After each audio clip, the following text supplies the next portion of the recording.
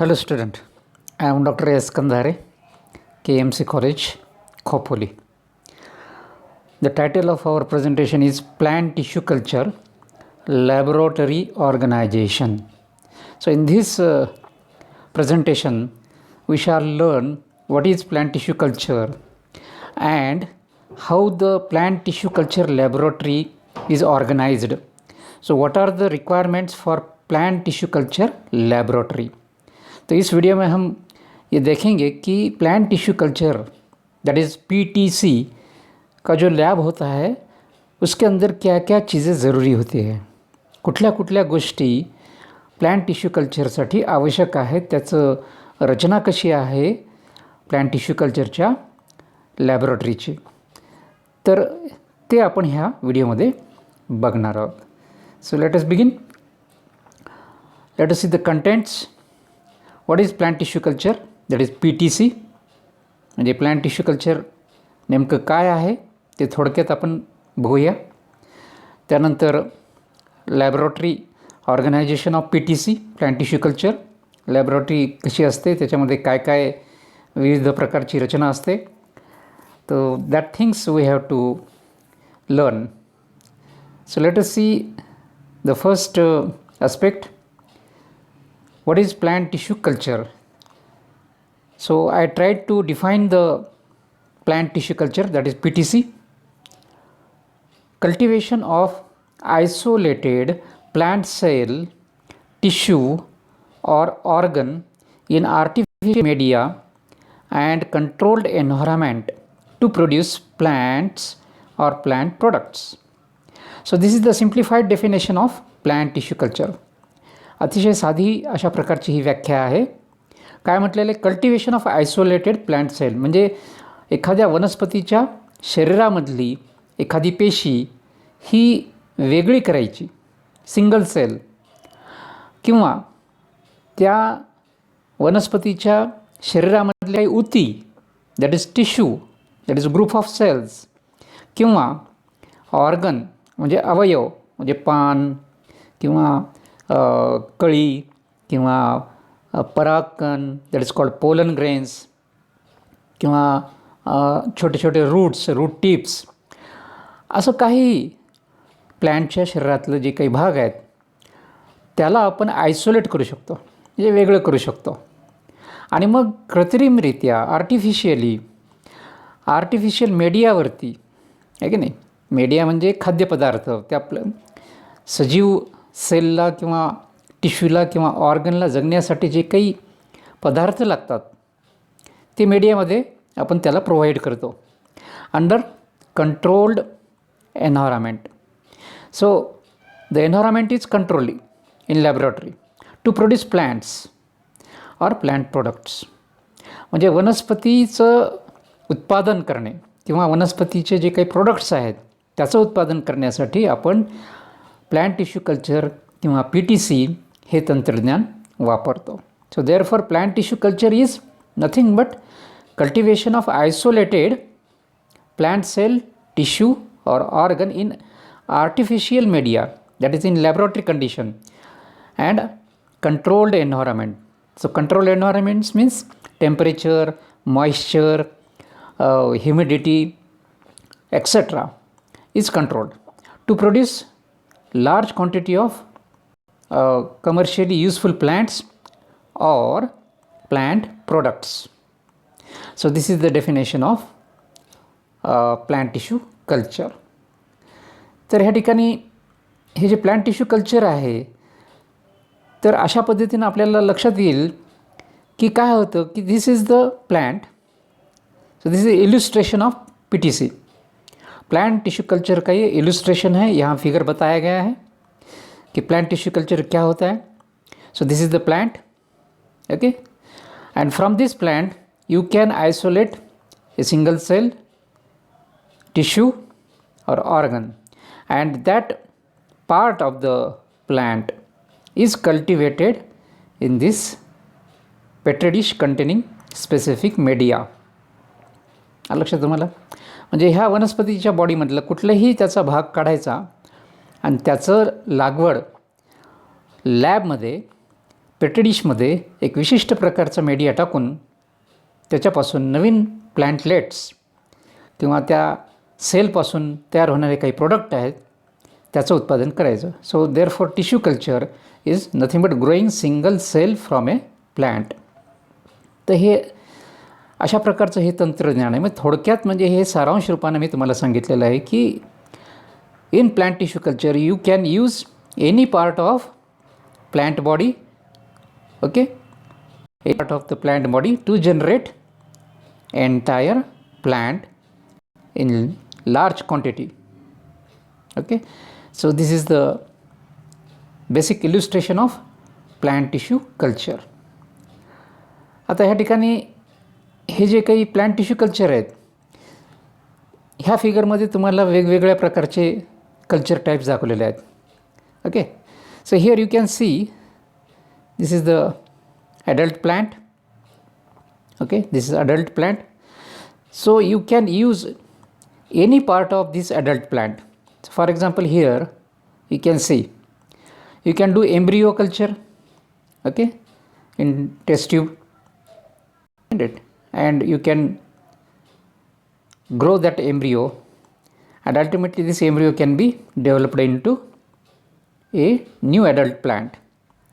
Similarly, you can culture organ of the plant, organ of this plant.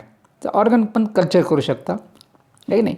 या ठिकाणी हे दाखवलं तुम्हाला की बाबा मेरिस्टेमॅटिक रिजन आहे त्याच्यातला काही भाग ज्याला एक्सप्लांट म्हणतात तो काढला आणि टेस्ट ट्यूबमध्ये कल्चर मीडियामध्ये तो वाढवला. त्याच्यापासून एक प्लॅन्टलेट तयार झालं आणि ते प्लॅन्टलेट पुन्हा ॲडल्ट प्लॅन्टमध्ये वाढवलं. त्यानंतर कॅलस कल्चर पण आहे की नाही. Callus means similar cells, unorganised group of similar cells, त्याला म्हणायचं callus. So you can develop callus from any part of this plant and you can maintain this callus in laboratory, and from that callus again you can develop a new plant. Similarly, cell culture, you can isolate a single cell or a group of cell. Here you can cultivate this cell, okay, again you can isolate a single cell, you can develop it into callus, and from that you can develop a new plant. So in this way it is a multi-purpose and multi-dimensional aspect of plant tissue culture. हे अशा पद्धतीने तुम्हाला विविध प्रकारे वनस्पतीचे वेगवेगळे भाग वापरून प्लांट टिश्यू कल्चर करता येतं.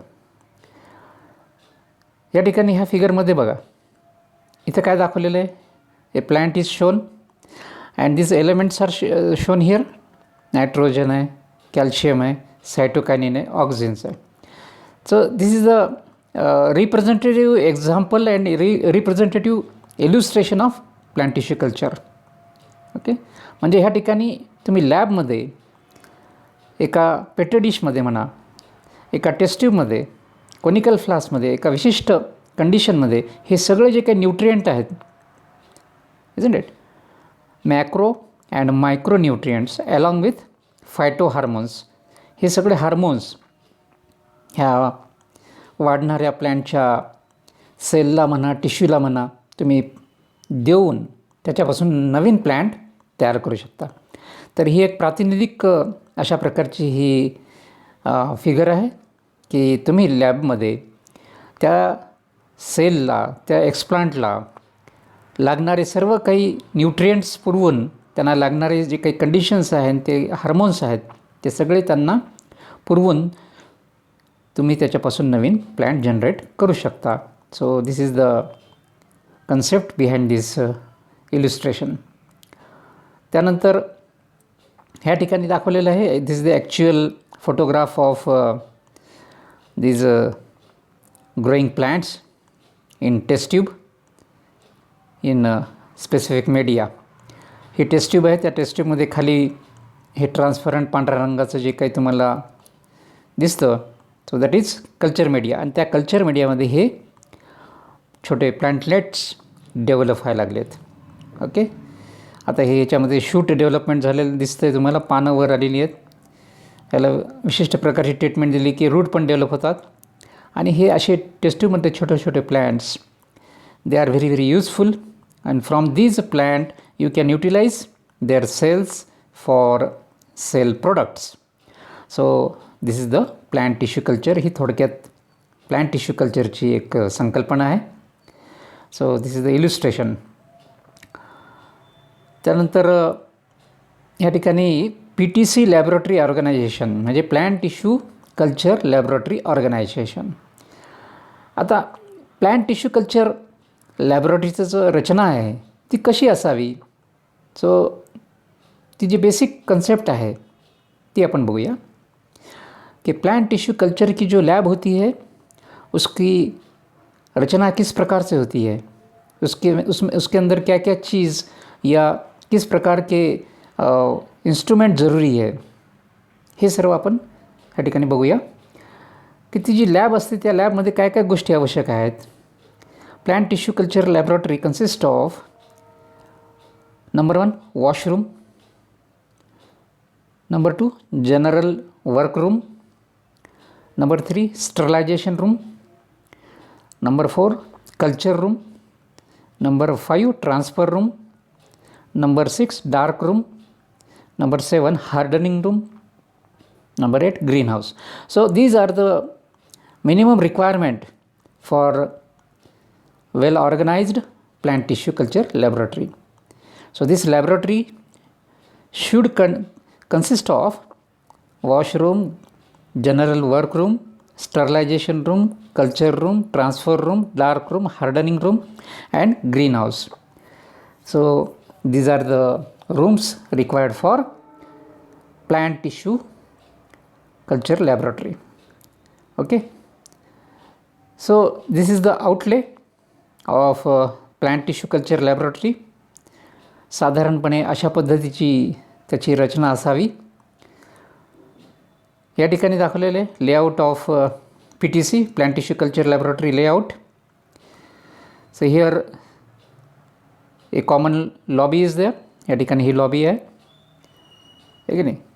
त्यानंतर इथे ऑफिस आहे, छोटं ऑफिस ज्यामध्ये तुम्हाला काही डॉक्युमेंट्स मेंटेन करता येतील, ऑफिस. त्यानंतर इथे washroom. Okay, this is washroom. त्यानंतर ह्या इथे वॉशरूम नंतर इकडे ही रूम आहे. तर ही जी रूम आहे त्याला आपण जनरल वर्क रूम म्हणू, थोडीशी मोठी दाखवलेली आहे. So it is a special room, general work room. So here you can do some general activities that are required for plant tissue culture, general workroom. Then sterilization room. Okay, this is also important section of plant tissue culture. Sterilization, निर्जंतुकीकरण ज्याला मराठीत म्हणू आपण, आहे की नाही. कारण PTC मध्ये sterilization plays a vital role. So therefore sterilization is the basic thing that is very essential for plant tissue culture, sterilization. त्यामुळे स्टरलायझेशनला फार महत्त्व आहे या ठिकाणी. त्यानंतर इनॅक्युलेशन रूम आहे. इनॉक्युलेशन रूममध्ये मीडियामध्ये एक्सप्लांट इनॅक्युलेट करतात, त्यासाठी ती रूम महत्त्वाची आहे. त्याला म्हणतात इनॉक्युलेशन रूम. कारण जे काही वनस्पतीचे भाग आहेत त्या भागाची लागवड करण्यासाठी एक विशिष्ट प्रकारची अशी रूम असते, त्याच्यामध्ये विविध प्रकारचे इन्स्ट्रुमेंट असतात, त्याला म्हणतात inoculation room. Then transfer room is there, आहे की नाही. या ठिकाणी इनॉक्युलेशन केल्यानंतर ते सगळं इनॉक्युलेशन केलेलं जे काही मटेरियल आहे, जे काही युटेन्सिल्स आहेत, they are transferred in this room. So this room is also very specific with specific equipments. Then dark room is there, आहे की नाही. अशी रूम पाहिजे की ज्या ठिकाणी सूर्यप्रकाश येत नाही, अंधार असतो, कारण त्या ठिकाणी पण काही गोष्टी मेंटेन करायच्या असतात एका विशिष्ट कंडिशनमध्ये. So dark room is also required. Then hardening room is there, आहे की नाही. जे नवीन प्लॅन्टलेट तयार होतात त्या प्लॅन्टलेटला बाहेरच्या वातावरणासाठी तयार करण्याचं एक प्रक्रिया आहे, त्याला म्हणतात hardening. So this is also an important activity in plant tissue culture. And finally there should be greenhouse. So you know that greenhouse काचेचं वगैरे असतं किंवा पॉलिस्टरचं जे हे कापड वगैरे वापरून किंवा प्लास्टिक वापरून हे ग्रीन हाऊस तयार केलं जातं आणि त्या ग्रीन हाऊसमध्ये सुद्धा काही कंट्रोल्ड कंडिशन्स असतात green house. So this is the layout of plant tissue culture laboratory. So let us see one by one the importance of all these rooms. याचं काय महत्त्व आहे ते ह्याने बघूया आपण. वॉशरूम कशासाठी पाहिजे, कारण वॉशरूम जर असेल तर त्या ठिकाणी तुम्हाला स्वच्छता मेंटेन केली जाते. So you have to maintain cleanliness and hygienic condition. Aseptic condition is very very important in plant tissue culture. Plant tissue culture के अंदर असेप्टिक कंडीशन बहुत ज़रूरी है. त्या ठिकाणी स्वच्छता हा एक महत्त्वाचा भाग आहे, कारण स्वच्छता जर नसेल तर प्लांट टिश्यू कल्चर करत असताना कॉन्टॅमिनेशन येऊन आपण जे काही प्लांट्स तयार करू ते व्यवस्थित तयार होणार नाहीत. So therefore washroom should be there. So basins are required, very clean and well equipped basins should be there. त्यानंतर hot cold water and sterile water systems आहे की नाही. गरम पाणी असलं पाहिजे, थंड पाणी असलं पाहिजे आणि स्टराईल वॉटर ज्याला आपण म्हणू डिस्टिल्ड वॉटर हे पण त्या ठिकाणी उपलब्ध असलं पाहिजे. तर वेगवेगळे टॅप्स असले पाहिजे, नळ असले पाहिजे, वेगवेगळ्या तोट्या असल्या पाहिजे. So this is another requirement. Different detergents and wash chemicals are also required. So washroom should have this things, detergents and wash chemical. विविध प्रकारचे जे काही डिटर्जंट्स लागतात स्वच्छ करण्यासाठी, भांडी वगैरे किंवा ते काही काचेची भांडी आहेत, काही साहित्य आहे त्याला वॉश करण्यासाठी आणि त्याचं निर्जंतुकीकरण करण्यासाठी काही केमिकल्स पण आवश्यक आहेत. ड्रायिंग सिस्टीम पाहिजे, ओव्हन्स अँड ब्लोअर्स ड्राय करण्यासाठी, कारण ओली भांडी आहेत त्याला ड्राय केल्यावरती ते वापरण्यास योग्य होतात. So therefore drying system containing ovens and blowers. So this is about washroom. Then next is general workroom. तर ही एक सामान्य खोली असते PTCची. त्या खोलीमध्ये काय काय त्या ठिकाणी illumination and ventilation, this is important. Illumination व्यवस्थित असावं, प्रकाश चांगला असावा, व्हेंटिलेशन हवा खेळती असावी, स्वच्छ हवा, व्हेंटिलेशन. डिफरंट मायक्रोस्कोप्स, विविध प्रकारचे मायक्रोस्कोप त्या ठिकाणी असावेत. त्यानंतर pH मीटर पाहिजे, pH मेंटेन करण्यासाठी. वेईंग बॅलन्स पाहिजे, वजन वगैरे काही घेण्यासाठी, कुठलं काही पदार्थ असेल, केमिकल असेल. So for weighing different chemicals you need weighing balance, that is digital balance and simple balance. Microwave wovens, that is also required. Instruments like secateurs, scissors, scalpels, knives, forceps, inoculation needles, etc. तर असं अनेक विविध प्रकारचे हत्यारं लागतात. So these are the different instruments and apparatus required for operation and to carry out the work. तर ह्याच्यापैकी तुम्हाला हे सर्व काही गोष्टी माहितीच आहेत की ह्या कुठल्या कुठल्या गोष्टी आहेत.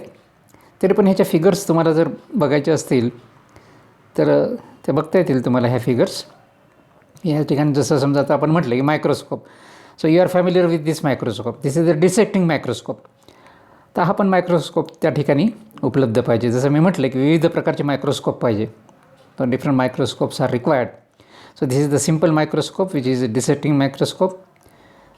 तर तुम्हाला हा मायक्रोस्कोप माहिती आहे, डिसेक्टिंग मायक्रोस्कोप. ओके. त्यानंतर दुसरा मायक्रोस्कोप तुम्हाला माहिती आहे, this is called compound microscope, आहे की नाही. This microscope you know. So how to use and how to handle this microscope, you are familiar with this microscope. हा तर मी वापरलेला आहे मायक्रोस्कोप, त्यामुळे हा पण मायक्रोस्कोप लागतो. ह्याच्या पलीकडेही बायनॉक्युलर असतो, जास्त मॅग्निफिकेशन असलेले मायक्रोस्कोप असतात. त्यानंतर काही ॲडव्हान्स्ड लॅबॉरेटरीमध्ये इलेक्ट्रॉन मायक्रोस्कोप असतात, आहे की नाही. त्यानंतर स्टिरिओ मायक्रोस्कोप असतात, ज्याच्यामध्ये आपल्याला फोटोग्राफ्स घेता येतात, जे काही आपण ऑब्झर्व करतो त्याचा व्हिडिओ पण बनवता येतो. So therefore advanced microscopes are also available. So but these are the basic microscopes you need to work with. So these are the microscopes. This is pH meter, digital pH meter. Okay, maintaining pH of the culture media is also very important. तो pH जर maintain केला तर व्यवस्थित त्या ठिकाणी ते plant tissue develop होऊ शकतात. त्यानंतर दिस इज मायक्रोवेव्ह ओव्हन. हे तुम्हाला माहिती आहे, तुमच्या स्वयंपाकघरामध्ये पण त्याचा वापर होतो. तो this is also an important instrument, microwave oven. So this is operated with electricity. Then another instrument, that is सिकॅच्युअर. बाकी तुम्हाला माहिती आहे, स्कॅल्पेल माहिती आहे, नाईफ माहिती आहे, फोर्सेप माहिती आहे, सीझर माहिती आहे, वगैरे वगैरे. पण हे सिकॅच्युअर एखाद्याला माहीत नसेल, this is a secateur to take the proper explants. आहे की नाही, वनस्पतीचे भाग व्यवस्थित अगदी चांगले कट करण्यासाठी सिकॅच्युअर पाहिजे. हे महत्त्वाचं हत्यार आहे. पकडीसारखे दिसतं, परंतु समोर इथे या ठिकाणी त्याला धार असते आणि it can be used to make the explants, to cut the plant parts. So these are the instruments. So in this way this is the general workroom. Then sterilization room. So this is very important. Sterilization is the central process in plant tissue culture. ही अतिशय महत्त्वाची प्रक्रिया sterilisation, निर्जंतुकीकरण. जर ह्याच्यामध्ये जंतू किंवा जंतू म्हणून आपण ज्याला आपण मायक्रोब्स म्हणू, ते जर राहिले तर plant tissue culture will be spoiled. So therefore sterilization is very important. तो sterilization room require dust free rooms. Rooms should be dust free. There should be autoclave. Autoclaving is very important to make the instruments sterile, to make the media, culture media sterile. So autoclave is very important. Autoclave तुम्हाला माहिती आहे. So it is just like a machine which is like a pressure cooker, जे तुम्ही स्वयंपाकघरामध्ये वापरता तसंच असतं हे autoclave. Hot air oven. Hot air oven is also very important to sterilize the metal materials. Glasswares also can be sterilized in hot air oven. Then laminar airflow. This is very important instrument. Laminar airflow. This instrument is required for inoculation. It can be used as an inoculation chamber, where explants can be inoculated on culture media under aseptic condition. So laminar airflow. Then ultraviolet lamps are also required to kill the microbes. Then various sterilizing agents like mercury chloride, bromine water, sodium hypochlorite, picric acid, fumigants, etc. So there are different sterilizing agents, chemicals. So some of these are like this.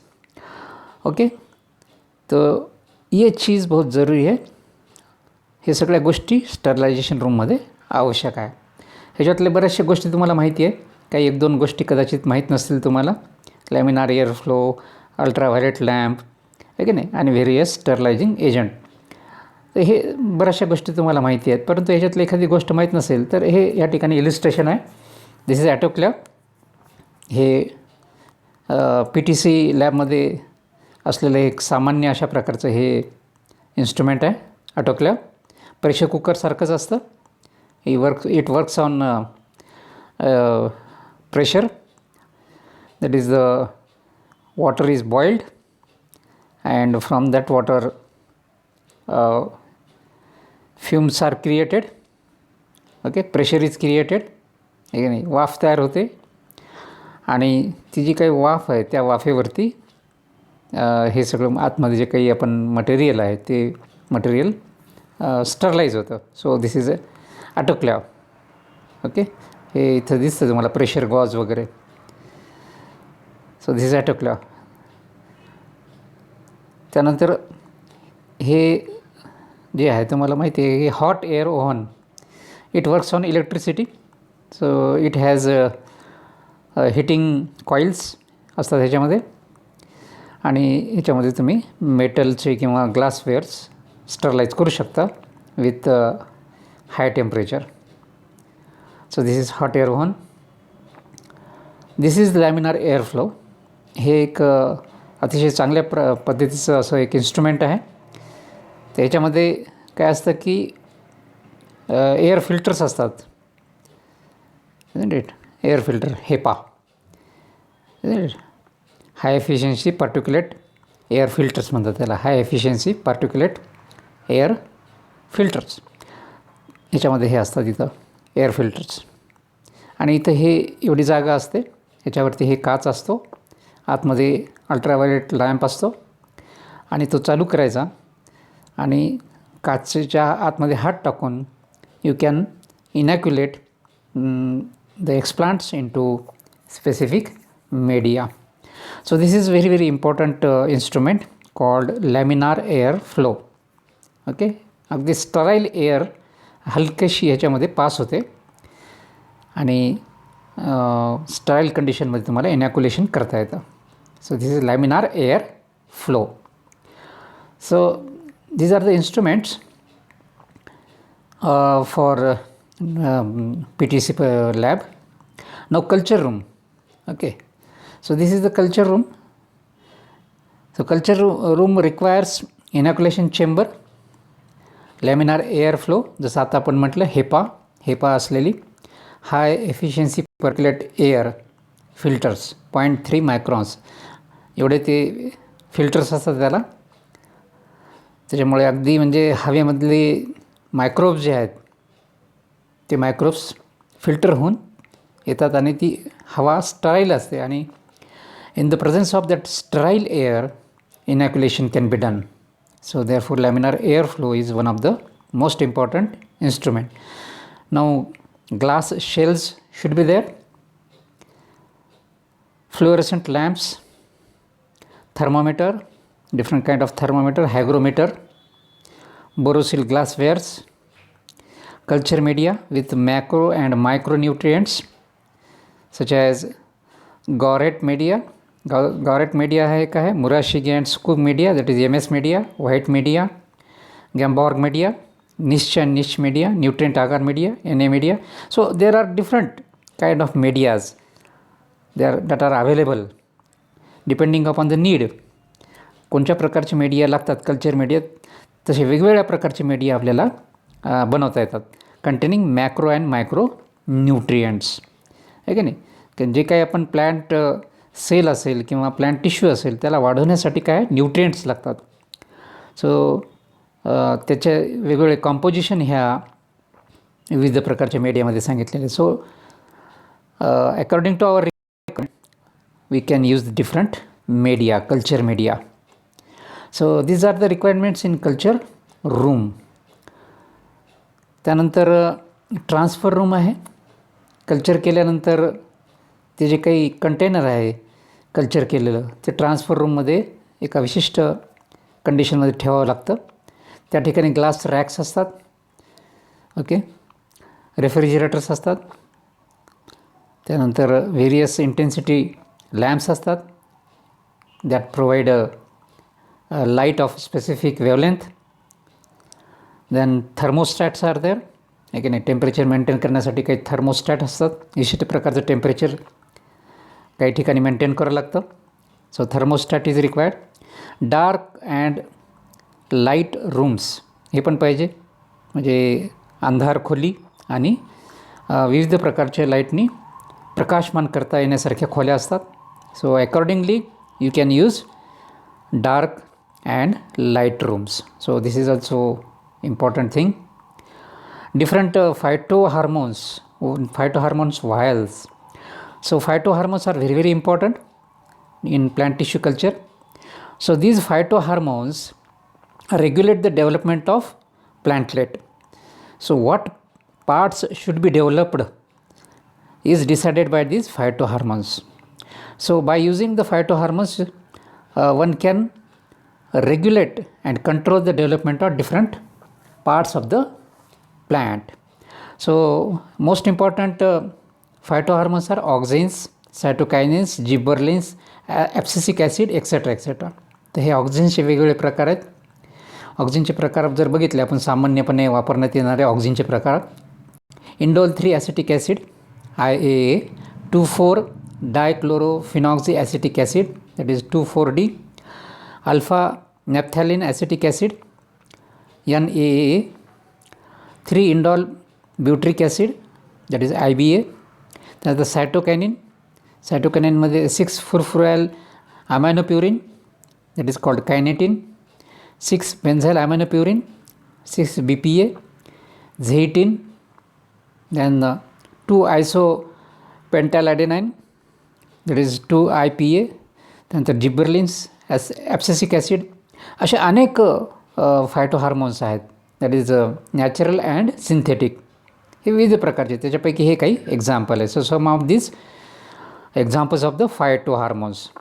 So these are the requirements in transfer rooms. So once the inoculation is done, the container is transferred and accordingly it is treated with different phytohormones.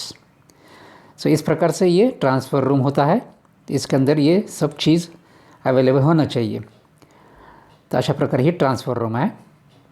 त्यानंतर येते dark room. Dark room is also required to maintain callus cultures. काही ठिकाणी प्रकाश दिल्यानंतर काही वेगळ्या प्रकारच्या reaction होतात, काही वेगळ्या प्रकारचे फायटोहार्मोन्स क्रिएट होतात. ते जर आपल्याला थोपवायचे असतील आणि एका विशिष्ट कंडिशनला काही कॅलस म्हणा किंवा काही प्लांट सेल आपल्याला मेंटेन करायचे असतील तर dark room is also required. So dark room with no light आहे की नाही. आणि त्या ठिकाणी लाईट पाहिजे असेल तर मग तुम्हाला ब्लॅक कलर्ड म्हणजे हे वापरता येईल. लाईट नको असेल तर ब्लॅक कलर्ड वॉल्स त्या ठिकाणी आपल्याला आवश्यक आहे, कारण लाईट प्रिव्हेंट करण्यासाठी ब्लॅक कलर्ड वॉल्स पण पाहिजे. ब्लॅक कर्टन्स पाहिजे. जर काही खिडक्या असतील तर त्याला काळा पडदा लावला तर प्रकाश येणार नाही. Blue coloured lightings is there. निळ्या रंगाची लाईट्स पाहिजे. काही समजा तुम्हाला जर काही गोष्टी अंधारात दिसत नसतील तर you can use the blue coloured lighting. So this is the dark room. Then comes hardening room. म्हणजे once the plantlets are ready and they have developed shoot and root streams, these plantlets can be hardened. म्हणजे थोडक्यात जे काही लॅबोरेटरीमध्ये जन्माला आलेली जी काही नाजूक plants आहेत त्या नाजूक प्लांट्सला बाहेरच्या वातावरणामध्ये नेण्यापूर्वी त्याला एक प्रक्रिया करावी लागते.